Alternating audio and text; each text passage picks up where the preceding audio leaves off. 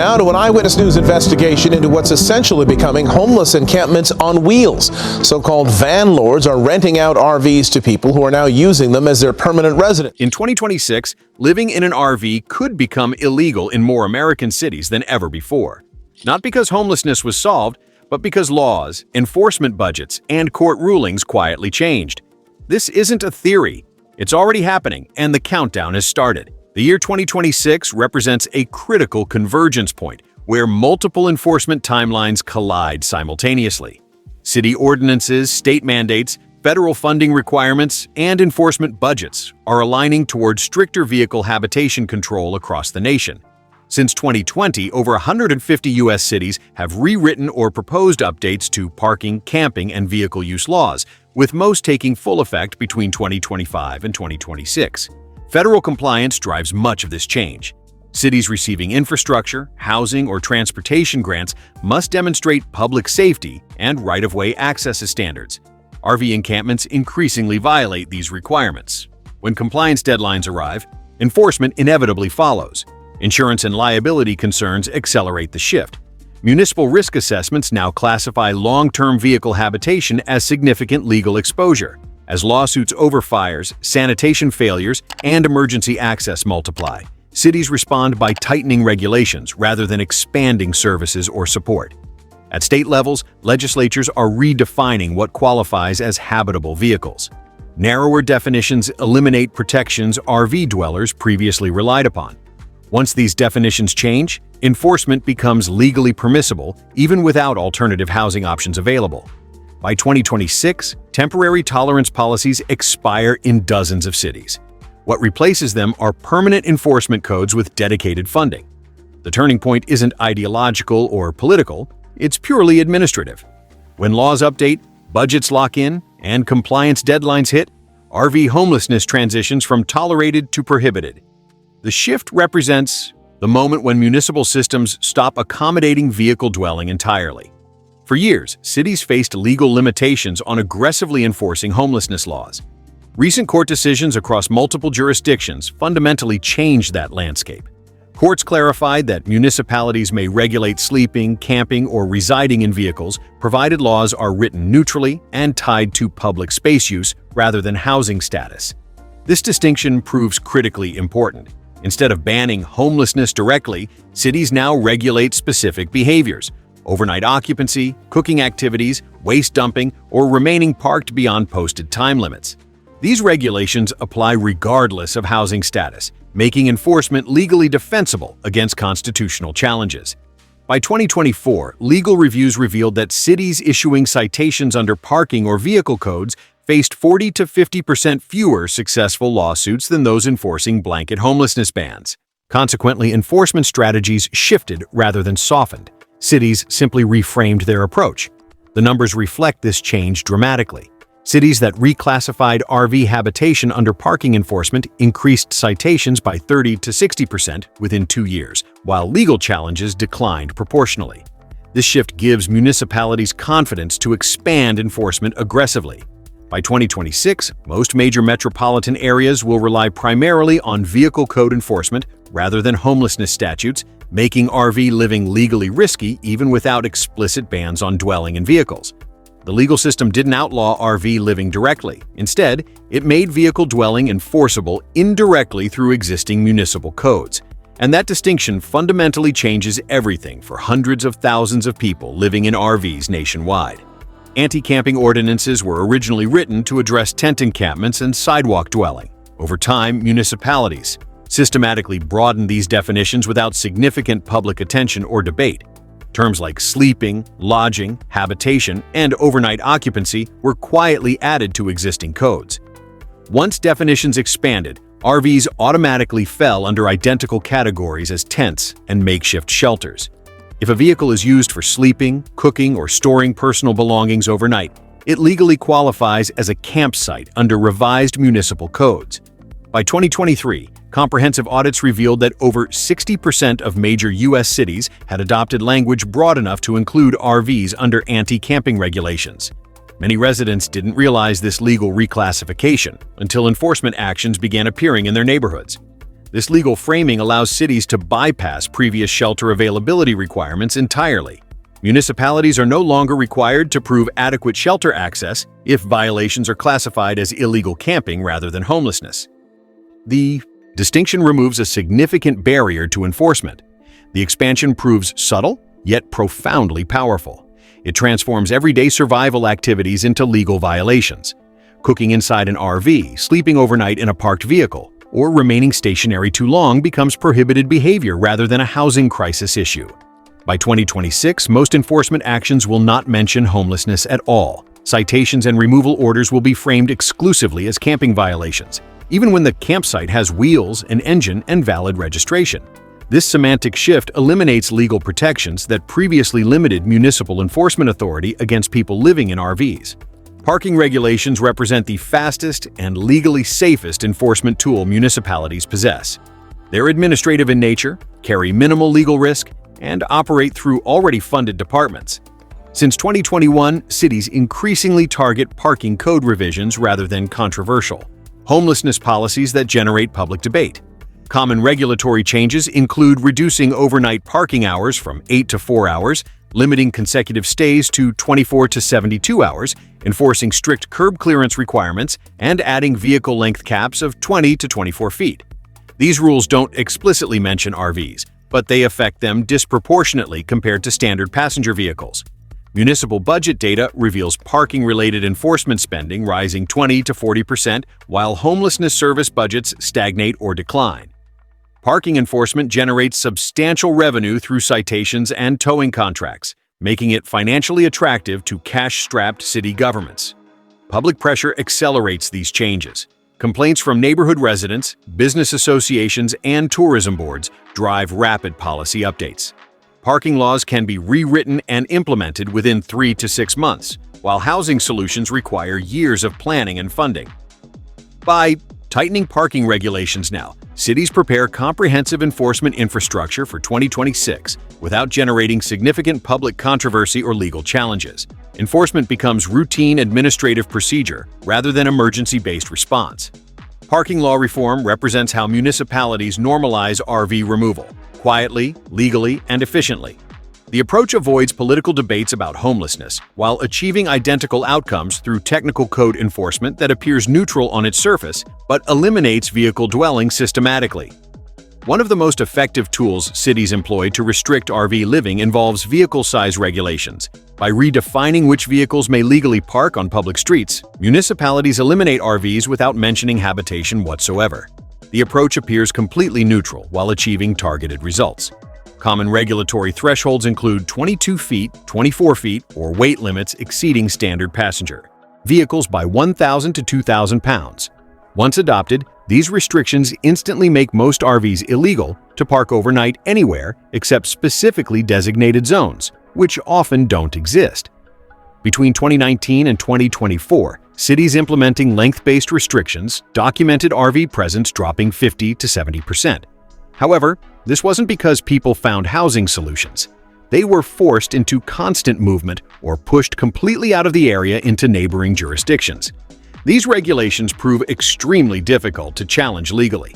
Cities frame them as essential safety measures addressing visibility concerns, emergency vehicle access, and road surface wear. Courts routinely uphold such ordinances against constitutional challenges, giving municipalities confidence to expand their use. By 2026, 200 to 300 additional cities will likely adopt size-based parking rules because they're simple to implement, straightforward to enforce, and legally resilient against court challenges. For RV dwellers, these regulations remove any remaining ambiguity about legal parking. Vehicle size alone makes parking prohibited regardless of behavior or compliance attempts. This represents how RV homelessness becomes functionally illegal, not through one sweeping law, but through dozens of small, seemingly reasonable regulations that collectively leave no legal place to exist anywhere within city limits. Even as RV homelessness grows dramatically, legal parking capacity shrinks simultaneously. This fundamental imbalance explains why RV living becomes legally impossible. Since 2020, dozens of major cities removed thousands of curbside parking spaces through bike lane installations, bus-only corridors, outdoor dining expansions, and street redesign projects. Transportation departments report urban curb space declining 15 to 30% in dense cities over just 5 years. RVs, requiring longer stretches of flat, unobstructed space, face elimination first. Passenger vehicles adapt by using garages or compact spaces. RVs cannot. Simultaneously, population pressure intensifies. RV registrations for full-time dwelling increased 40 to 60% during recent housing displacement periods, while cities designated zero replacement parking spaces. The widening gap creates an impossible situation, exponentially more vehicles competing for dramatically fewer legal spaces. This imbalance creates constant violation risk, even for compliant RV dwellers actively trying to follow all regulations. A parking space that remained legal last year may become prohibited today through restriping projects or updated signage, often without advance notice to residents. By 2026, many cities will reach a breaking point where legal RV parking technically exists on paper, but not in practical, usable reality. When compliance becomes mathematically impossible due to space scarcity, enforcement becomes inevitable regardless of individual behavior or intent. The crisis isn't just about regulations becoming stricter. It's about legal parking disappearing entirely while vehicle-dwelling populations grow, creating an enforcement environment where violations become unavoidable even for those desperately attempting compliance. Enforcement doesn't begin with vehicle removal. It starts with escalating citations that create inescapable financial traps. Parking tickets for oversized vehicles or overnight occupancy typically range from $50 to $250 per incident. For people living paycheck to paycheck, repeat violations accumulate devastating costs rapidly. Many cities implement escalating fine structures. 3 citations within 30 to 60 days can exceed $1,000. For displaced individuals already struggling financially, paying fines competes directly with fuel costs, food expenses, and essential vehicle repairs. Non-payment triggers late fees adding 25 to 50%, registration holds, or arrest warrants. Once vehicle registration lapses, RVs become subject to immediate towing without additional notice. This represents where enforcement shifts from administrative inconvenience to catastrophic loss. The process operates legally, executes quickly, and proves nearly impossible to stop once initiated. The trap operates through simple mathematics. A person earning $2,000 to $2,500 monthly cannot absorb repeated $150 to $200 citations without falling behind on other essential expenses. Enforcement systems assume compliance remains possible, but shrinking legal parking options make violations completely unavoidable. By 2026, cities increasingly budget enforcement operations under self-funding models where citation revenue directly supports expanded towing contracts and cleanup operations. This creates institutional incentives to enforce aggressively rather than resolve underlying housing issues. Fines don't deter RV homelessness or encourage compliance. Instead, they accelerate financial collapse for people already operating at survival margins, pushing them from marginal stability into complete crisis within weeks or months of initial citations. Vehicle impoundment represents the moment RV homelessness becomes absolute and irreversible. When an RV is towed to impound, a person simultaneously loses shelter, transportation capability, and virtually all personal property. Recovery fees typically exceed $1,500 to $3,000 initially, then increase $50 to $150 daily, with accumulating storage costs. Most impounded RVs are never recovered by their owners. People simply cannot afford release fees that quickly surpass the vehicle's actual value.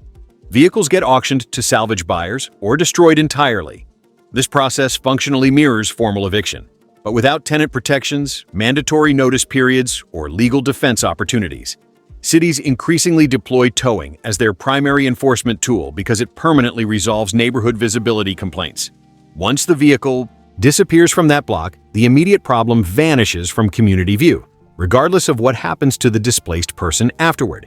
From 2021 to 2024, cities that expanded towing authority reported 40 to 60% drops in RV presence within target neighborhoods. However, these same cities documented corresponding 30 to 50% increases in unsheltered street homelessness during identical timeframes. By 2026, impoundment will function as enforcement finality across hundreds of cities. Once towed, RV dwellers lose their last protective buffer between marginal housing and complete street homelessness. The process operates as one-way displacement. People don't recover their vehicles and return to stable situations. They lose everything and join street homeless populations immediately. Towing isn't enforcement. It's systematic displacement without the legal protections that govern traditional housing evictions. Historically, enforcement faced limitations when shelter capacity was demonstrably full. That protection is rapidly eroding nationwide. Cities now separate shelter availability from parking enforcement by reclassifying violations as vehicle code issues rather than homelessness-related offenses requiring alternative housing options. Shelter capacity remains dramatically inadequate across the country. Nationwide, available beds cover only 30 to 40% of displaced populations during typical conditions. Yet enforcement proceeds regardless of these capacity shortages. For RV dwellers specifically, shelters prove incompatible with their actual circumstances.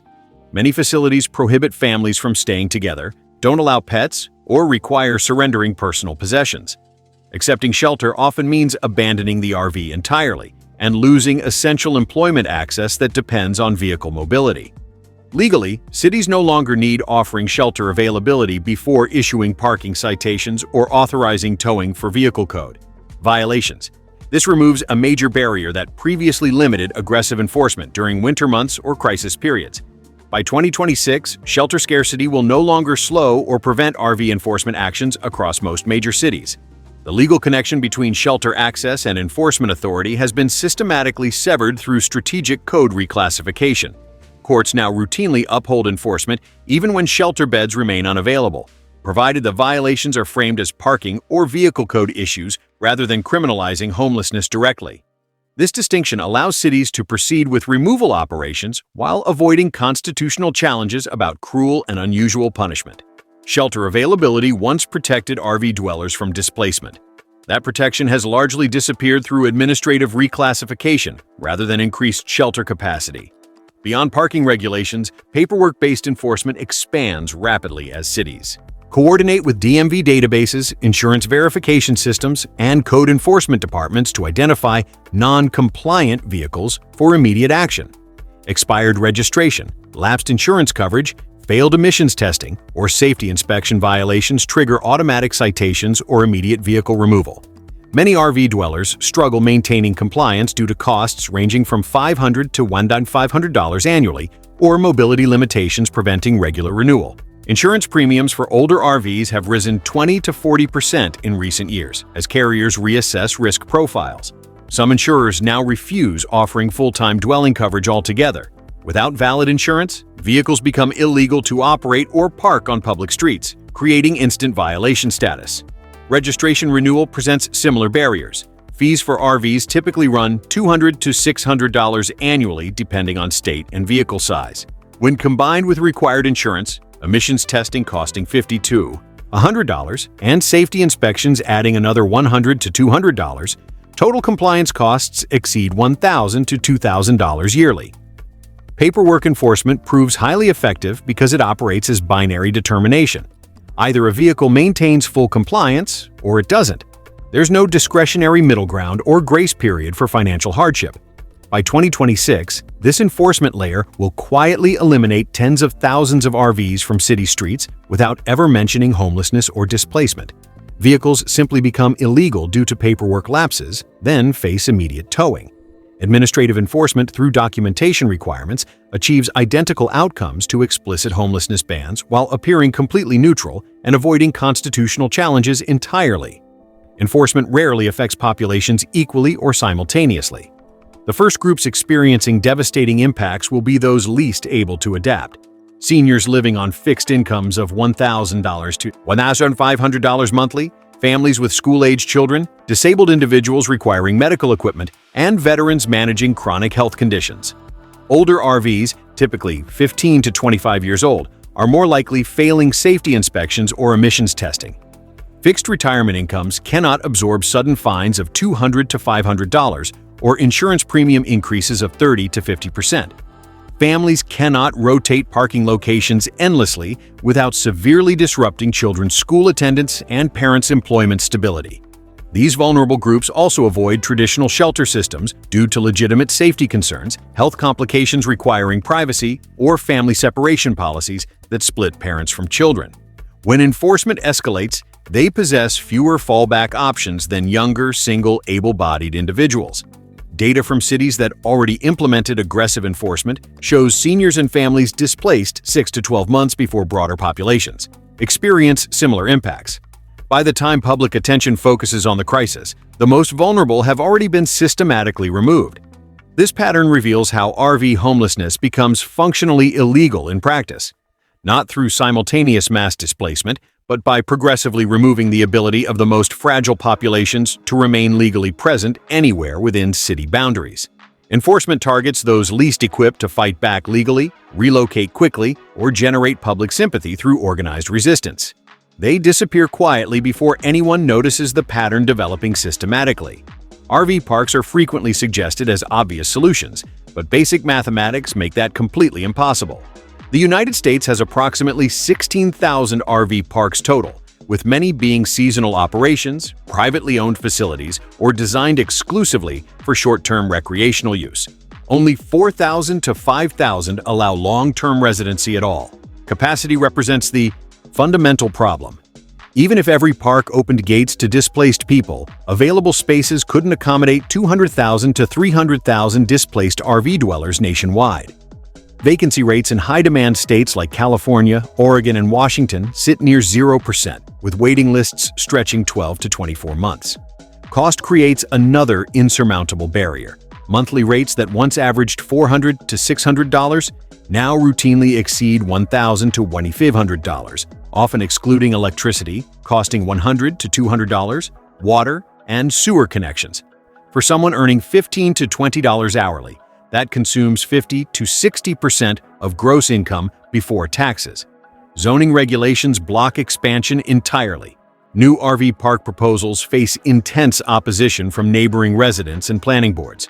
Consequently, total supply remains essentially flat, while demand explodes by 40 to 60% annually in crisis regions. RV parks were built for recreational travelers, not as permanent housing infrastructure. They cannot scale remotely fast enough to absorb a nationwide housing collapse affecting hundreds of thousands of people. Suggesting RV parks as solutions ignores mathematical reality. There simply aren't enough spaces, and expansion faces insurmountable political and financial obstacles in communities nationwide. As enforcement intensifies, displaced RV dwellers won't disappear. They'll relocate to neighboring jurisdictions, creating cascading interstate pressure. States with stricter enforcement laws effectively push RV populations into adjacent regions, overwhelming smaller cities and rural areas lacking infrastructure or resources to respond. This migration pattern is already measurable through vehicle registration data. Regions with lenient enforcement policies experience sudden spikes of 200 to 400% in vehicle habitation after nearby cities implement aggressive crackdowns. Local governments respond predictably by tightening their own laws within 6 to 12 months, creating devastating domino effects. The result transforms a local problem into a national crisis. RV homelessness becomes a moving emergency, bouncing between jurisdictions without any resolution. Displaced people exhaust savings constantly relocating every 30 to 90 days while searching for remaining tolerance zones. By 2026, more states will coordinate enforcement strategies specifically designed to close escape routes between cities. Interstate compacts and information sharing agreements will eliminate geographic flexibility, one of the last survival tools available to RV dwellers. Recent examples show this coordination emerging. When 5 to 7 cities in a metropolitan region simultaneously tighten regulations, displaced populations have nowhere to relocate within 50 to 100 miles. They're forced into constant motion across state lines or pushed into complete street homelessness. Migration doesn't solve homelessness, it redistributes displacement until no jurisdiction remains willing or able to absorb incoming populations. The crisis becomes permanent, mobile, and nationwide rather than locally manageable through any policy intervention. Making RV living illegal doesn't eliminate homelessness. It transforms its visible form dramatically. When RVs are removed through towing, escalating fines, or comprehensive parking bans, displaced people don't transition into stable housing. They lose protective shelter first, then join street homeless populations immediately. Data from cities' increasing RV enforcement reveals consistent patterns. Vehicle removal is followed by 30 to 50% increases in unsheltered street homelessness, not declines. RVs provide critical insulation from weather, secure storage for possessions and documents, and essential mobility for employment access. Even under unstable conditions, they protect people from extreme temperatures, theft, and constant exposure to violence. Once an RV is impounded or forced from an area, those protections vanish instantly. People transition to sidewalks, tent encampments, or doorways, locations far more visible, dangerous, and expensive for cities to manage. This displacement increases municipal costs dramatically. Emergency room visits rise 40 to 60%. Police calls for disturbances increase 25 to 40%. Sanitation and cleanup budgets expand by hundreds of thousands of dollars.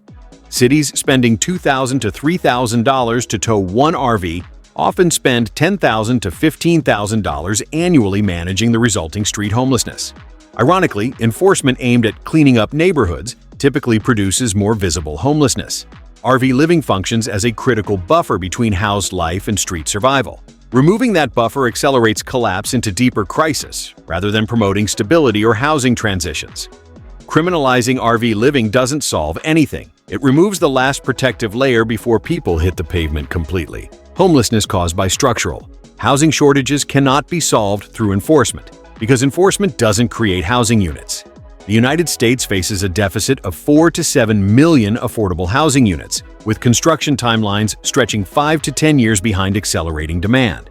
No amount of citations, towing operations, or arrests can close that fundamental gap. Every enforcement action treats homelessness as voluntary behavior rather than economic condition. But comprehensive data proves otherwise. When rent exceeds 50 to 60% of income, displacement becomes mathematically inevitable. When wages lag 30 to 40% behind housing costs, people fall out of the system regardless of compliance efforts or personal responsibility. Cities increasing enforcement often document temporary reductions in RV visibility, but never reductions in actual homelessness. Displaced populations are pushed elsewhere, forced into constant relocation, or driven into deeper instability in street living. Enforcement changes location and visibility, not underlying outcomes or housing status. A financial contradiction undermines enforcement strategies.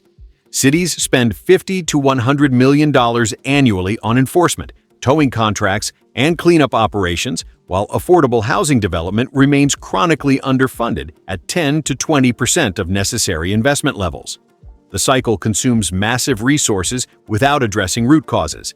By 2026, enforcement-heavy strategies will reach practical limits. When every city within 100 to 200 miles tightens rules simultaneously, displacement has nowhere to go. At that point, homelessness becomes unavoidable and unmanageable rather than controlled through geographic shuffling. This crisis cannot be enforced away because it wasn't caused by rule breaking. It resulted from structural housing system failure requiring structural solutions. If current trends continue uninterrupted, 2026 will mark the moment RV homelessness shifts from tolerated to systematically criminalized across most of the nation. Not through one sweeping federal law, but through thousands of coordinated local regulations that collectively leave no legal place to exist anywhere. This critical moment will define whether the United States addresses housing collapse structurally through investment and construction, or manages displacement purely through punishment, enforcement, and geographic redistribution without resolution. Cities will spend billions on enforcement while homelessness continues growing 15 to 25% annually. The approach treats symptoms while ignoring causes, creating cycles of displacement costing 3 to 5 times more than permanent housing solutions while achieving worse outcomes for everyone involved. RV homelessness becoming functionally illegal nationwide won't end the crisis. It represents the point where displacement outpaces compassion entirely, and enforcement replaces problem-solving as default policy response across hundreds of jurisdictions simultaneously.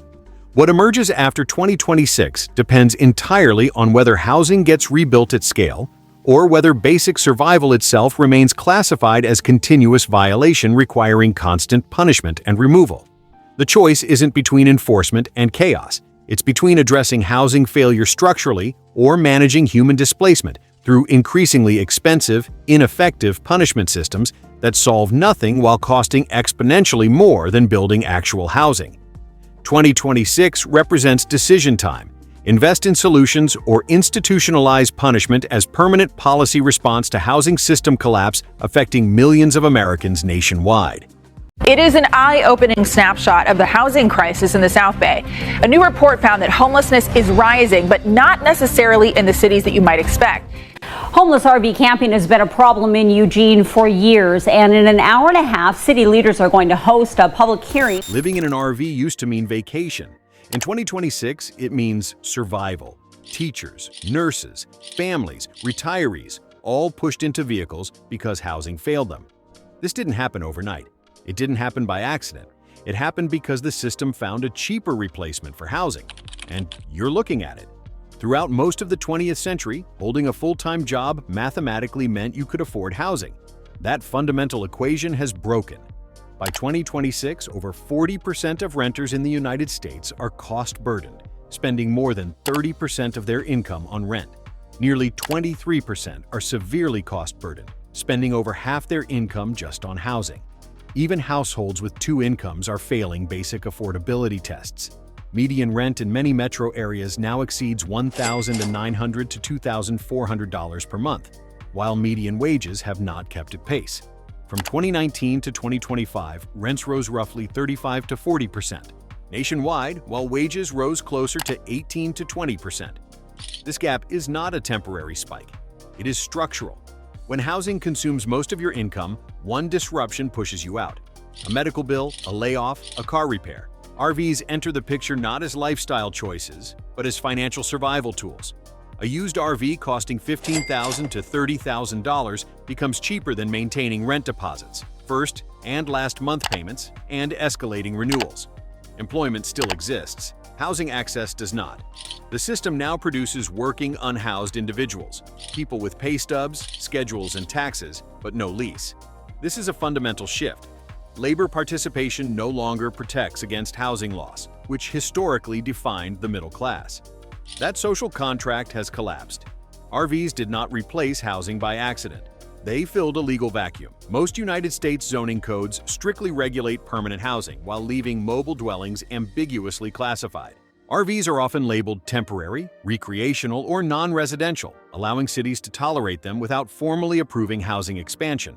Building new apartments requires years of approvals, environmental reviews, and zoning changes. Parking an RV requires far less political friction. This created a loophole. People could exist without being officially housed or officially homeless. Cities quietly allowed RV habitation because it reduced visible shelter demand without forcing new construction. In 2026, many municipalities still prohibit sleeping in cars while simultaneously lacking shelter beds. RVs slip through enforcement because they resemble vehicles, not tents. This legal gray zone became a de facto housing category. Importantly, RV living shifts responsibility from government to individual. When someone lives in an RV, they are no longer counted as needing permanent housing services. They manage their own utilities, maintenance, waste, and relocation. From a policy standpoint, this offloads costs. RVs became legal shelter not because they are safe or sustainable, but because they avoid triggering housing obligations. The system tolerates mobility over permanence. That tolerance is not compassion. It is regulatory convenience. This arrangement protects institutions from accountability while leaving individuals exposed to instability and enforcement. Housing loss did not only happen through rent increases, it happened through policy pressure. Cities raised property taxes, inspection requirements, and insurance mandates, especially on small landlords. Many landlords passed costs onto tenants or sold properties altogether. Between 2020 and 2025, tens of thousands of small rental units disappeared as owners exited the market. These were often the cheapest apartments, older buildings, duplexes, and mom-and-pop rentals. When those units vanished, tenants were not displaced by eviction notices alone, but by non-renewals and renovation exits. Code enforcement also intensified. Cities increased inspections for occupancy limits, parking compliance, and zoning violations.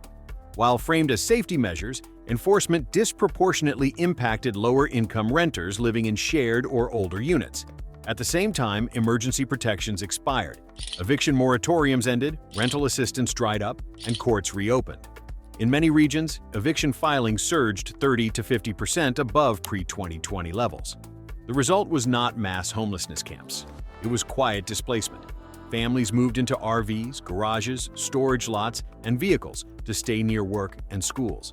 Cities did not announce a housing purge. They simply enforced rules knowing people had nowhere else to go.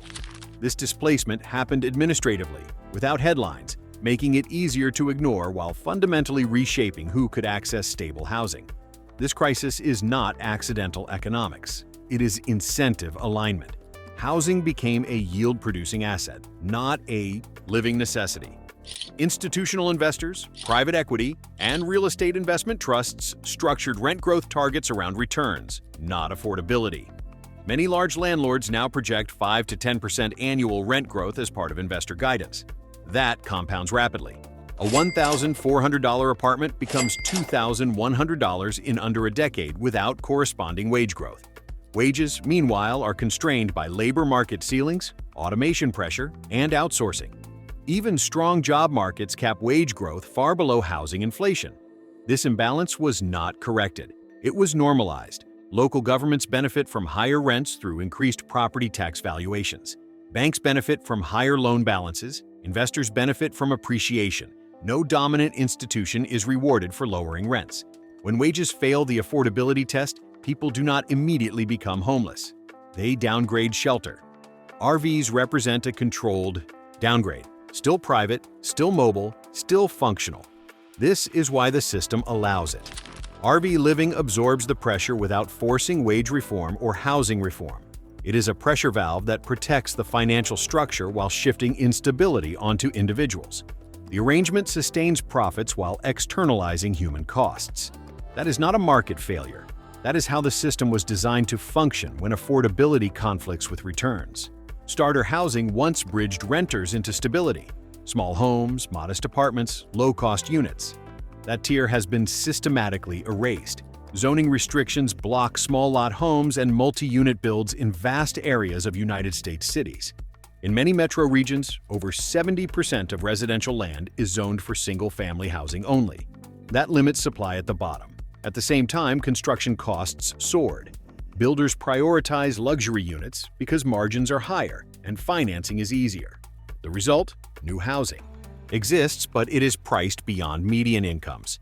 Existing low-cost housing was absorbed by investors, converted into short-term rentals, or redeveloped. What remained was insufficient to meet demand. By 2026, the United States is short millions of affordable units, not because people appeared overnight, but because entry-level housing stopped being built. Without starter housing, the ladder breaks. RVs become the new first rung, not leading upward but sideways. People remain mobile, precarious, and excluded from long-term stability. This was not a market failure, it was a policy outcome. Zoning decisions, construction incentives, and investment patterns all aligned to eliminate affordable entry points. When the bottom of the housing ladder disappears, people do not stop needing shelter. They find alternatives outside the formal system. RVs became that alternative not because they work, but because nothing else remained accessible. One of the biggest shifts behind RV living is who owns housing. Between 2011 and 2025, institutional investors increased their share of single-family rentals by well over 300% in some metro areas. In certain cities, investors now account for 25 to 40% of rental homes. Unlike local landlords, corporations operate on portfolio logic. Individual tenant stability is irrelevant compared to yield, occupancy metrics, and asset appreciation. Rent increases are automated, eviction thresholds are algorithmic, and renewals are priced to market forecasts, not human affordability. Corporate landlords also consolidate power. When a handful of firms control thousands of units, tenants lose leverage. Moving no longer creates competition among landlords because the same entities own multiple properties across regions. This ownership shift matters because corporate landlords rarely offer flexibility. Late payments, shared housing arrangements, or informal agreements, once common with local owners, are eliminated. For households living paycheck to paycheck, rigidity becomes displacement. When people exit these systems, they do not disappear. They downshift. RV living becomes the only housing model not owned by institutional capital. It is one of the last shelter types outside rent extraction. That is why its population grows while rental housing shrinks. RVs represent escape from corporate control, even as conditions worsen. RV parks were never designed for permanent residency. Yet by 2026, many function as unregulated neighborhoods. Long-term residents now occupy sites originally intended for short stays, often paying $700 to $1,200 per month. Still cheaper than apartments, but without tenant protections. Unlike apartments, RV park residents are not covered by standard housing laws. Evictions can happen with minimal notice. Rent hikes face fewer restrictions. Utilities may be unregulated or shared. These parks absorb people who cannot qualify for leases due to credit checks, income requirements, or eviction histories. RV parks accept cash, mobility, and uncertainty, making them accessible but unstable. Crucially, cities rely on these parks to absorb housing pressure without expanding infrastructure. RV parks require less water capacity, fewer services, and minimal political attention. They exist outside public housing conversations while serving housing functions. This creates shadow neighborhoods, places where people live, work, and raise families, but without representation, stability, or legal protection. They are invisible housing zones that allow the crisis to persist quietly. These spaces function as informal housing of last resort. They bridge the gap between traditional shelter and complete displacement, but they do so without safeguards. Residents exist in legal limbo, vulnerable to sudden displacement, while providing essential housing continuity.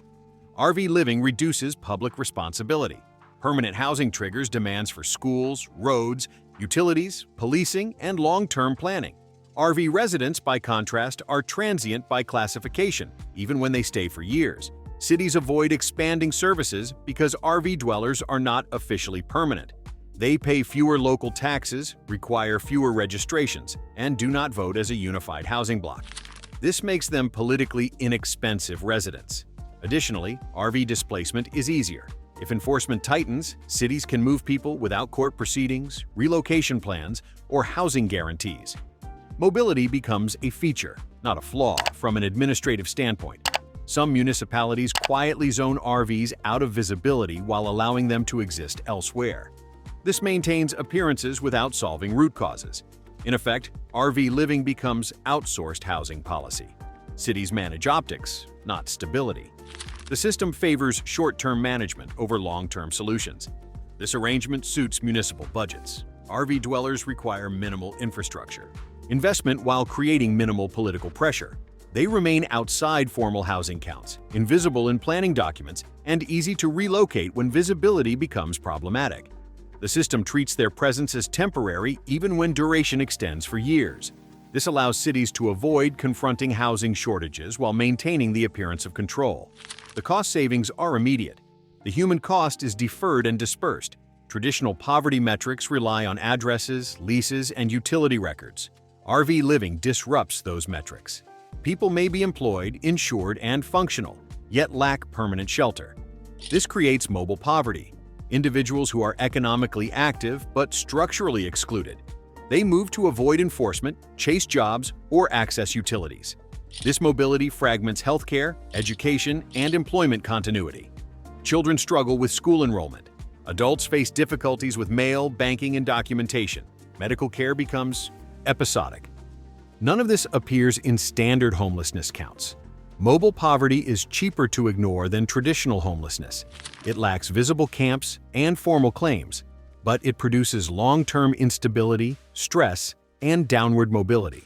RVs mask poverty by making it movable. That makes it easier for the system to tolerate. This form of poverty operates below official visibility. Families maintain employment and routines while living in vehicles, making them invisible to services designed around fixed addresses. They exist between categories, not homeless enough for shelters, not stable enough for traditional housing programs. The result is isolation. Mobile poverty separates people from community institutions, support networks, and civic participation. It creates a population perpetually in motion, never quite settling, never quite qualifying for assistance.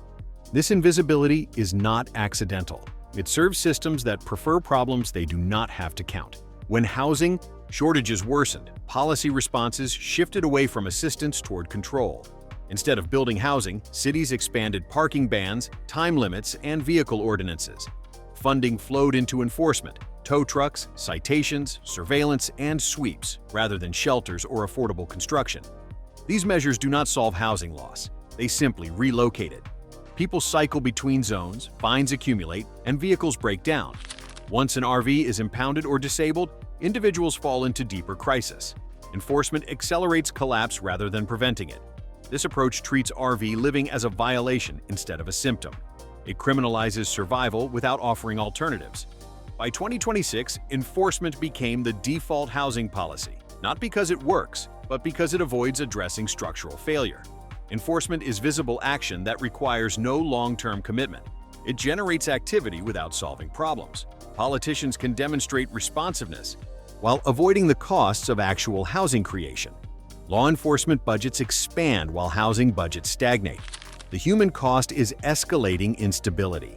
Each citation, each tow, each relocation degrades vehicles and exhausts resources. People lose employment when vehicles are impounded. Children miss school during relocations. Medical continuity breaks. Yet enforcement continues because it creates the appearance of management. The crisis persists, but it moves, and movement creates the illusion of control. RVs did not become popular because they are ideal. They became popular because they are temporarily affordable. In 2026, the upfront cost of a used RV often ranges from $12,000 to $30,000, while moving into an apartment can require $6,000 to $10,000 just to start, when deposits, first and last rent, application fees, and moving costs are included. Monthly RV expenses, fuel, insurance, site fees, and maintenance can still total $800 to $1,500. But those costs are flexible. Rent is not. When income drops, RV dwellers can relocate, downgrade locations, or temporarily boondock. Renters cannot renegotiate leases at that speed. This flexibility is what keeps RV living viable, for now. But costs are rising. RV park rents have increased sharply. Insurance premiums climbed. Fuel volatility adds instability. Repairs are unpredictable. What looks cheaper is actually risk-shifted. The affordability of RV living exists only because it transfers risk from institutions to individuals. When something breaks, there is no landlord. When prices rise, there is no protection. RVs are not cheaper housing. They are housing without safeguards. That distinction matters because once RV costs fully converge with rent, the last fallback disappears. Housing affordability is not just about rent. It is about total cost of living. From 2020 to 2026, utility costs surged nationwide. Electricity rates rose sharply in many states. Water and sewer fees increased. Trash, parking, and local surcharges multiplied. These costs disproportionately hit renters. Unlike homeowners, renters cannot offset increases with long-term fixed mortgages or tax deductions. Utility bills became unpredictable, especially during extreme weather events that now occur more frequently. For many households, utilities pushed total housing costs beyond survival thresholds. A rent that once consumed 30% of income ballooned to 45% once utilities were included. That margin collapse forced people to exit traditional housing, not because rent alone was unaffordable, but because the total package was. RV living externalizes utilities. Power becomes optional through generators or solar. Water usage becomes minimal. Waste is self-managed. These reductions are not comfortable, but they are controllable. When systems price people out indirectly, they do not appear to cause homelessness. They simply make fixed housing untenable. RVs absorb that pressure quietly, making utility inflation an invisible driver of displacement. This indirect pricing matters because it shifts blame. Landlords can claim rents are stable while total costs explode. The displacement appears voluntary rather than forced. This crisis is often framed as affecting single adults. That is misleading. By 2026, families with children and seniors on fixed incomes increasingly rely on RV living. Retirees saw housing costs rise while Social Security adjustments lagged behind real inflation. Downsizing from apartments or homes into RVs became the only way to stay solvent without re-entering the workforce. Families face different pressures. Childcare costs, healthcare expenses, and education disruptions collide with housing instability. RV living becomes a compromise to keep children enrolled in the same schools or close to employment hubs. This is not transient living. It is survival continuity. Parents choose RVs to preserve routines, even as living conditions degrade. Because these households do not fit traditional homelessness definitions, they are excluded from aid. They are housed enough to be ignored, but unstable enough to be constantly at risk. The RV population now includes demographics the system was never designed to fail. That is what makes the shift dangerous. When families and seniors enter RV living, it signals systemic collapse, not individual failure. These are populations traditionally protected by social safety nets. Their displacement reveals how thoroughly those protections have eroded. Children growing up in RVs face developmental challenges. Seniors face health risks, yet services remain designed for traditional housing models. RVs were supposed to be stopgaps. In reality, they became long-term housing for hundreds of thousands of people. Temporary solutions turned permanent because there was nowhere to transition to. Housing shortages persisted year after year. Waiting lists grew. New construction failed to target affordability. As a result, RV dwellers stayed put, not by choice, but by exhaustion. What changes when temporary becomes permanent is where vehicles degrade, systems fail, health suffers, children grow up without stability, aging adults face mobility and medical risks. Yet policy never adapted. RV residents are still treated as transient, even when they have lived in the same place for years. This mismatch creates legal and social invisibility. A housing system that relies on temporary solutions indefinitely is no longer a system. It is a stall. The permanence of temporary housing creates unique problems. RVs were not built for year-round habitation. They lack insulation, structural durability, and space for long-term living. Yet people have no alternative. This mismatch between design and use accelerates breakdown. Repairs become constant. Replacement becomes unaffordable. People sink resources into maintaining unsuitable shelter. Because no suitable options exist, the temporary becomes permanent not through adaptation but through abandonment. The system offers no pathway out, so people remain trapped in degrading conditions. Language changed before policy did. RV living was reframed as alternative, minimalist, or voluntary. This reframing shifted responsibility away from institutions and onto individuals. By redefining displacement as lifestyle choice, governments avoided accountability for shortages. Media narratives followed, emphasizing freedom over necessity. But choice requires options. For many RV dwellers, there are none. Reframing allowed the crisis to continue without triggering emergency response. It dulled urgency while conditions worsened. This was not denial, it is strategic normalization. The language shift matters because it changes political response. When RV living is voluntary, it requires no intervention. When it is displacement, it demands action. By controlling the narrative, institutions control the obligation to respond. This reframing appears in media coverage, policy documents, and public discourse. RV dwellers are portrayed as adventurous, minimalist, or free-spirited. Their economic desperation is erased. Their lack of alternatives is ignored. The result is compassion without action. People sympathize with RV dwellers while supporting policies that perpetuate their displacement. The crisis becomes a story about lifestyle rather than failure. That narrative protects the system from accountability. It allows housing shortages to persist while maintaining the appearance of individual agency. The reframing is complete when people believe the crisis is a choice. Every system that persists benefits a group. In this case, the beneficiaries are investors, municipalities, and financial institutions. RVs absorb housing demand without requiring new construction. Investors maintain pricing power. Cities avoid infrastructure expansion. Banks continue financing high-yield assets.